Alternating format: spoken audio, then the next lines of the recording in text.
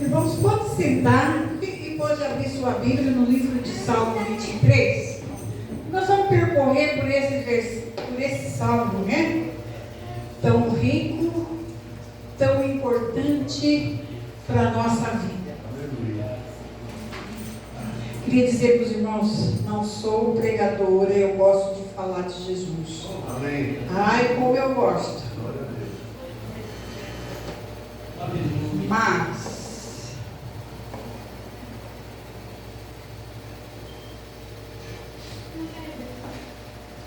abre seu coração, deixa que o Espírito Santo fale com você essa noite, porque nós temos aqui nesse capítulo do Salmo 23, que a qual nos diz que o Senhor é meu pastor e nada me faltará.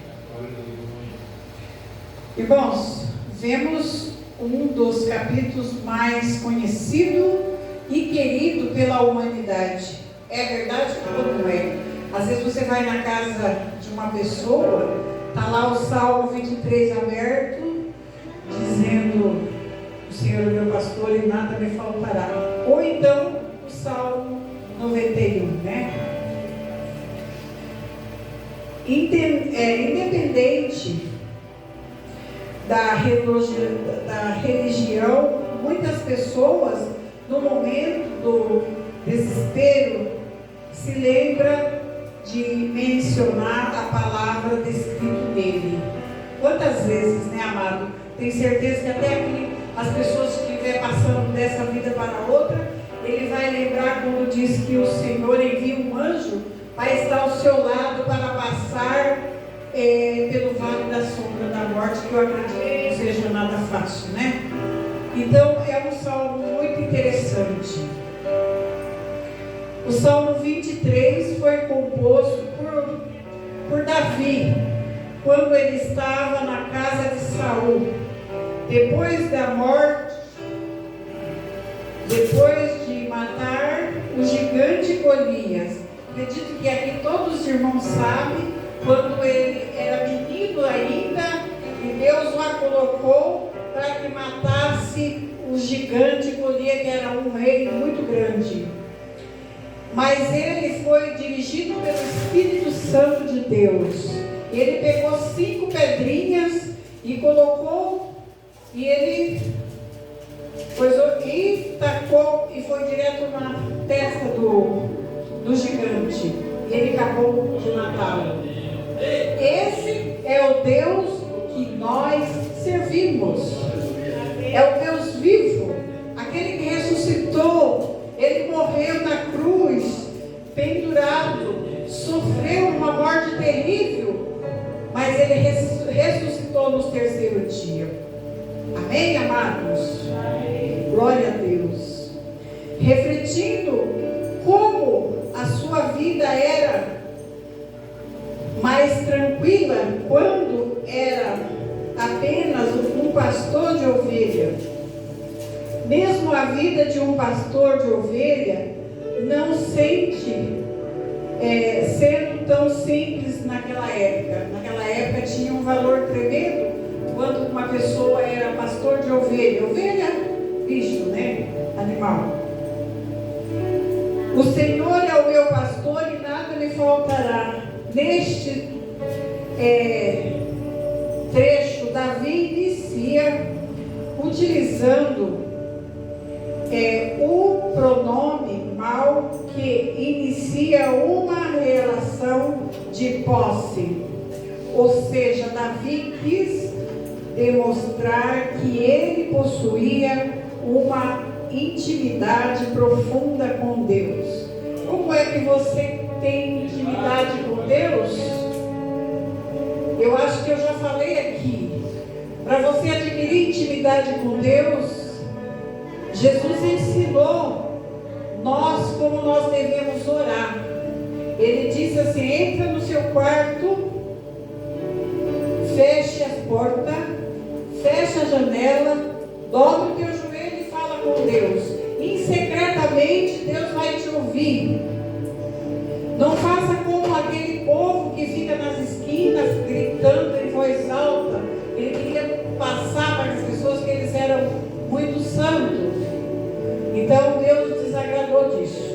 Então ele ensinou, através de Jesus, que nós devemos entrar no quarto e orar. É maravilhoso o ensinamento de Jesus. Ele pega as simples parábolas para que nós possamos entender o que ele quer nos dizer. Não é verdade? Nesse contexto, Davi indica uma fé maravilhosa em seu coração, quando conclui o trecho com a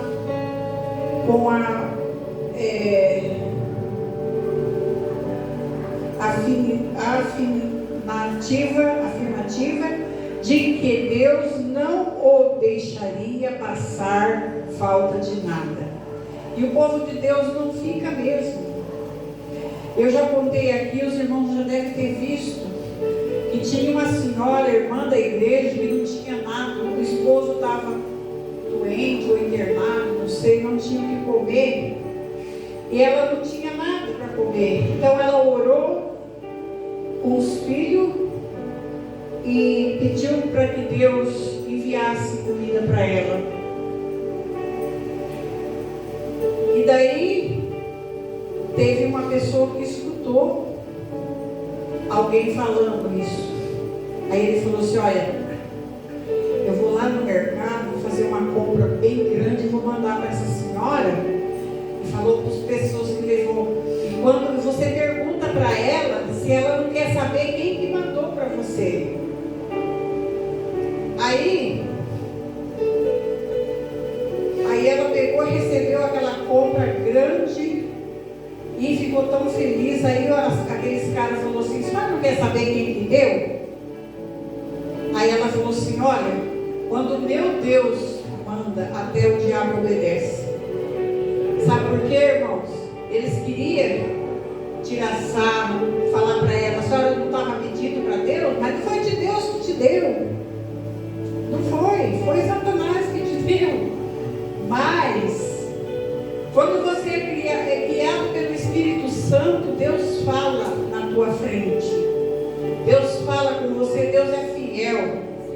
Então ele falou que quando o nosso Deus manda, até o maligno obedece.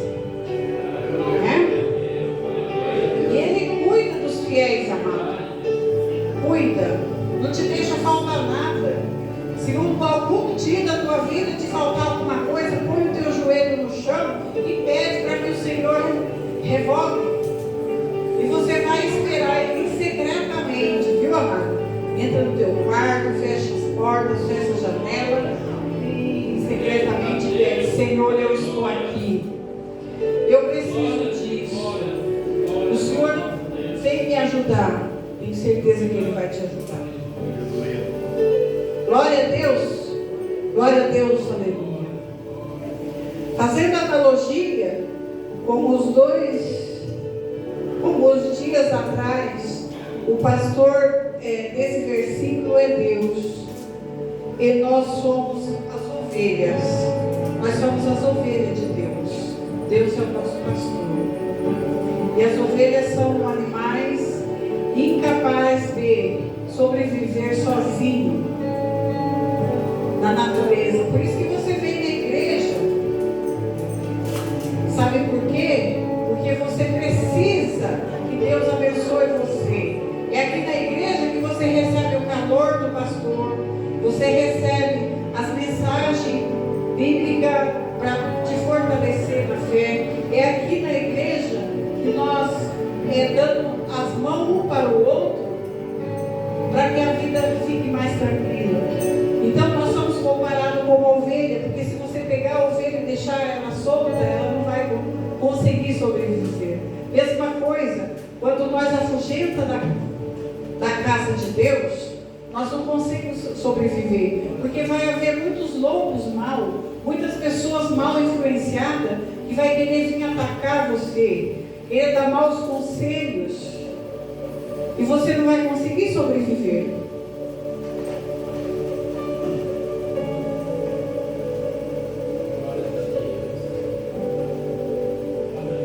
Então, ela precisa de um pastor para guiar pelo menos a conduzir. Quantas vezes, queria falar para os irmãos, quantas vezes eu preciso de ajuda e eu vou até o pastor Luiz e falo: pastor Luiz, eu estou precisando de tua ajuda, e o pastor Luiz está sempre pronto para poder ajudar, para poder conduzir, para poder aconselhar, para poder mostrar o caminho.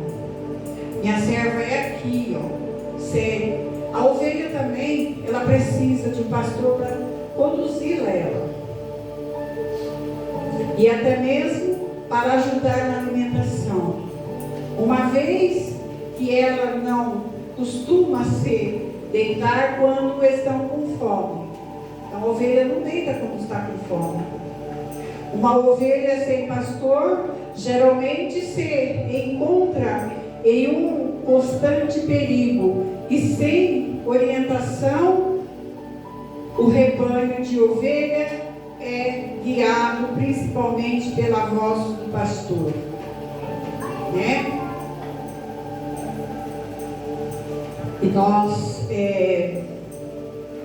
somos guiados pela voz do nosso pastor, né?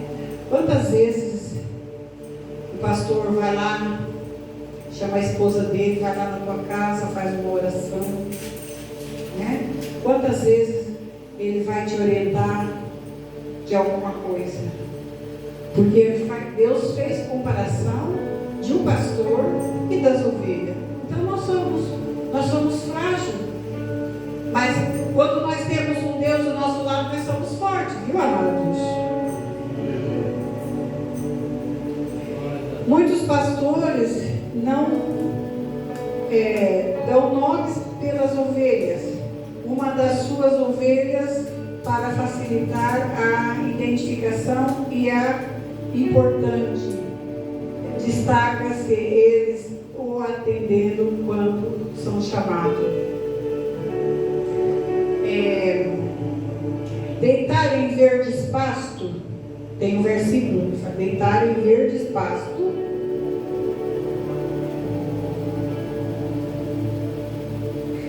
guia-me mansamente às águas tranquilas.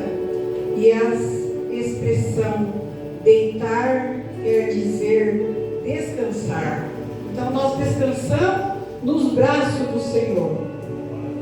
Quando servimos a Deus de todo o nosso coração, Ele nos faz descansar em um pasto verdejante, ou seja, na sua presença, que é um lugar seguro, calmo, alegre, como vemos na palavra do dia da Bíblia.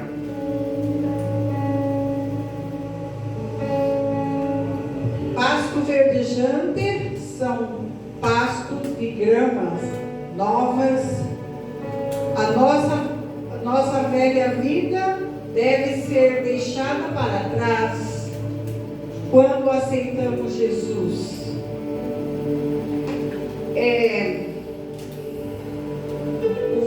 A palavra do Senhor, ela é alimento para a nossa alma. Então, esse pasto verde que aqui nesse versículo fala, ele está querendo nos dizer que nós temos a palavra do Senhor, que são como um pasto verde, que a qual as ovelhas pastam e fica saciado por isso, né? Isso acontece quando nós aceitamos Jesus no nosso coração. Aí, quando nós aceitamos Jesus no nosso coração, aí começa a haver transformação dentro do nosso coração, né? Aí tem o seguinte versículo que diz: guia-me mansamente às águas tranquilas. Aqui Davi demonstra a paz que Deus pode nos proporcionar.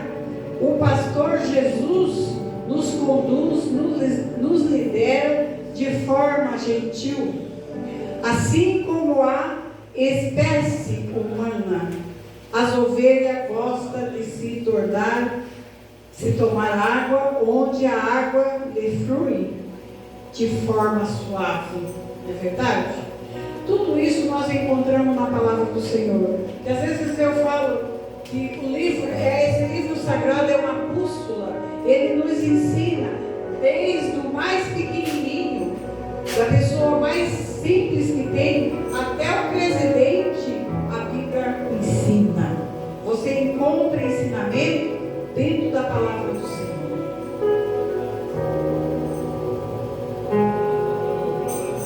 Refrigera minha alma, guia-me pelas veredas da justiça, por amor do seu nome.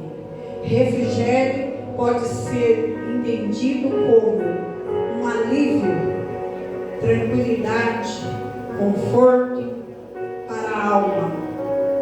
Muitos historiadores costumam afirmar que a alma é a casa da nossa mente. A nossa alma é capaz de guiar todos os nossos sentimentos e emoções. A nossa personalidade é temperamento, caráter e, entre outros aspectos, são gerados a partir das memórias guardadas em nossa alma. É importante destacar que o homem formado pelo corpo físico e espiritual, sendo que a atitude de um é influência do outro.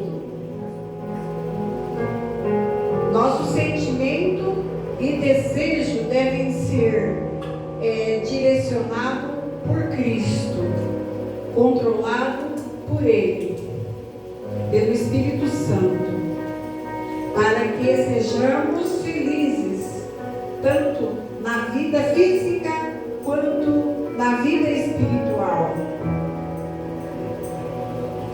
Queria dizer para você, amados ouvintes, aqui, eu falo ouvinte porque vocês estão me ouvindo e eu já estou acostumado com o rádio também, né? Então diz assim: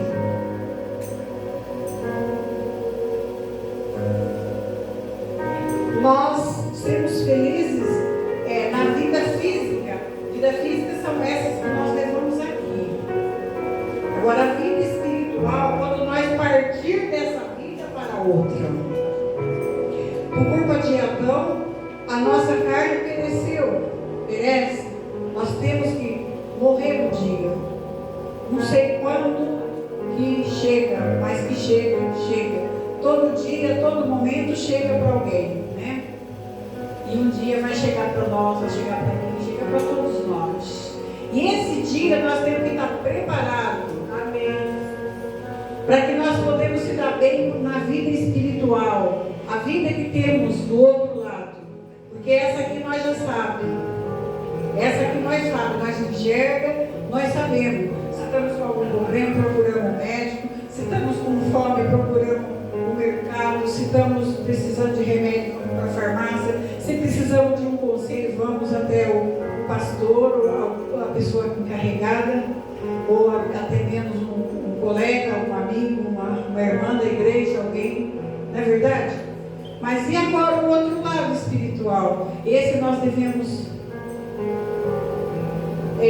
estar se dando bem, do outro lado, na parte espiritual, se nós estivermos com uma vida entregue para o Senhor. Precisamos buscar obter uma personalidade de Cristo e não ser movido por nossa intuição. Veredas são trilhas, caminhos que são proibidos com uma certa frequências percorridos. A partir do momento em que o homem compreende essa promessa, guia-me pelas veredas da justiça por amor do seu nome, ele se torna forte e determinado. Se você está sendo conduzido pelo caminho do Senhor e não precisa que você tenha medo. Justiça de Deus é a única inquestionável na terra. Essa expressão nos leva a crer que existe dois mundos, dois lados do mundo. O bom e o ruim, né?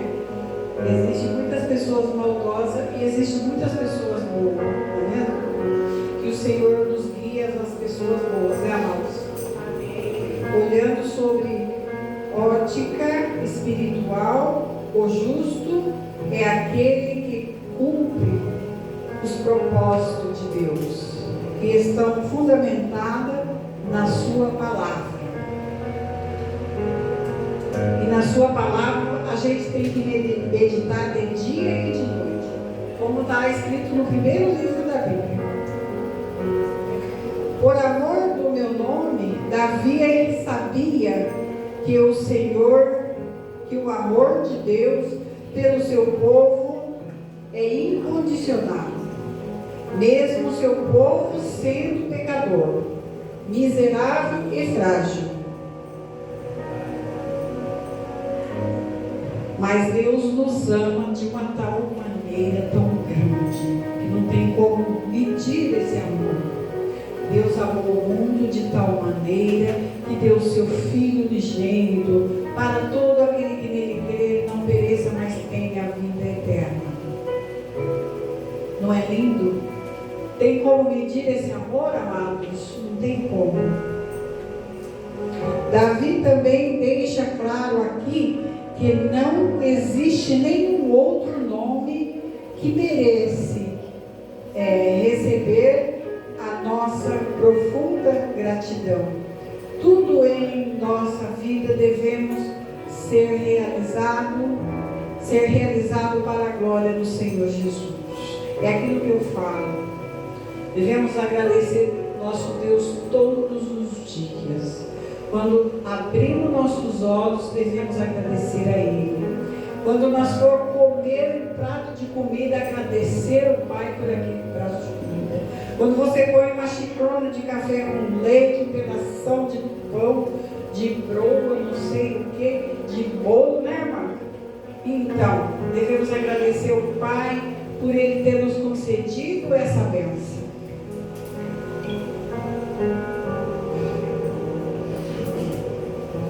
No Salmo 24, apresentado como devemos louvar ao Senhor sobre todas as coisas.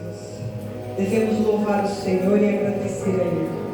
Precisamos entender que fomos criados para glorificar o nome do Senhor. E isso não é algo que nasce diretamente do coração humano, mas sim do coração de Deus para o seu coração e para o meu também. Ainda que eu andasse pelo vale da sombra da morte, não temeria mal algum, porque tu estás comigo. A tua vara, o teu cajado me consola. O vale da sombra da morte é um local sombrio e que apresenta uma sensação de perigo e de medo. Davi utilizou essa expressão para demonstrar que as ovelhas também precisam passar por caminhos difíceis e por vales ameaçadores, aonde há trevas, escuro e animais selvagens. Mas Davi em nenhum momento afirmou que as ovelhas passam por esses caminhos sem a pastor. O Senhor vai estar conosco. Vai pegar na nossa mão e vai passar por esse caminho. Eu sempre peço isso para Deus.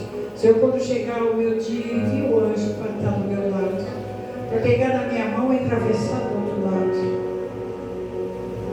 Porque eu sei que é tenebroso atravessar nesse vale. Mas com o Senhor do meu lado e o teu anjo, tudo vai passar.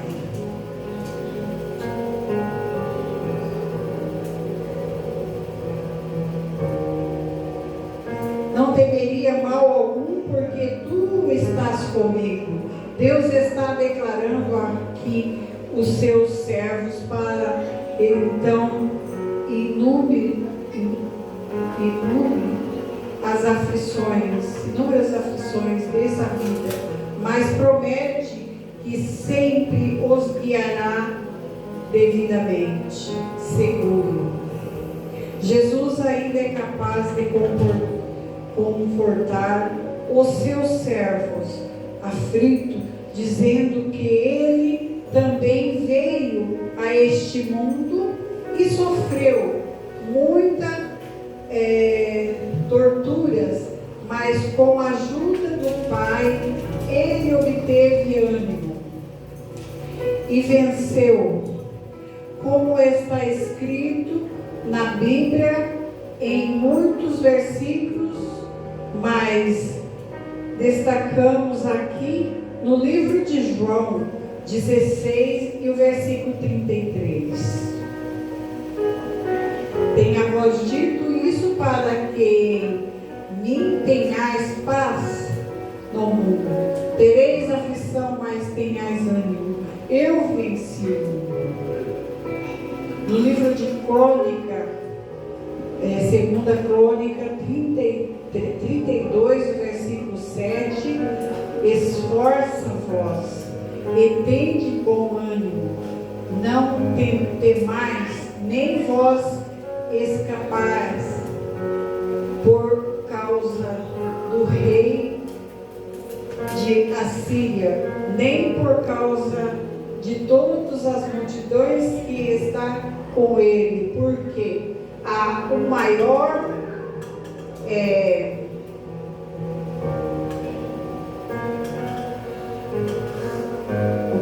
carona do que ele, que é o nosso Deus que vai estar com ele, né? A tua vara e o teu cajado me consola.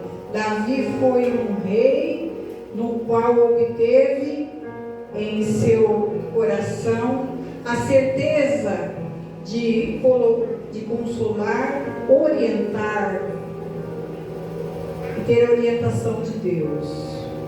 Aqui é importante destacar que o rei de Israel, Davi, demonstra conhecimento e aceita a soberania e imutável a vontade de Deus. A vara e o cajado eram instrumentos de uso comum nos tempos bíblicos. Fazei analogia da atividade de pastores de ovelha.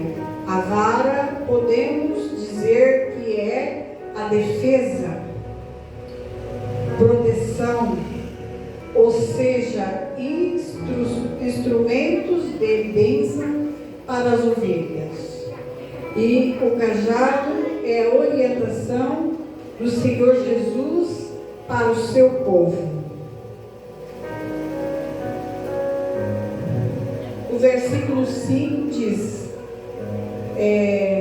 prepara-me uma mesa perante na presença dos meus inimigos.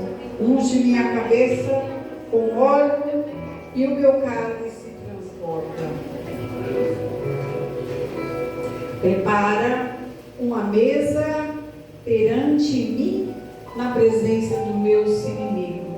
Deus obtém um grande prazer em demonstrar para nós os escolhidos e a sua abundante provisão.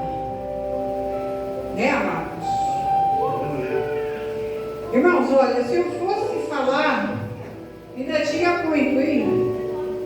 Mas ainda tinha duas folhas ainda para mim falar para você aquilo que eu cataloguei desse versículo 23.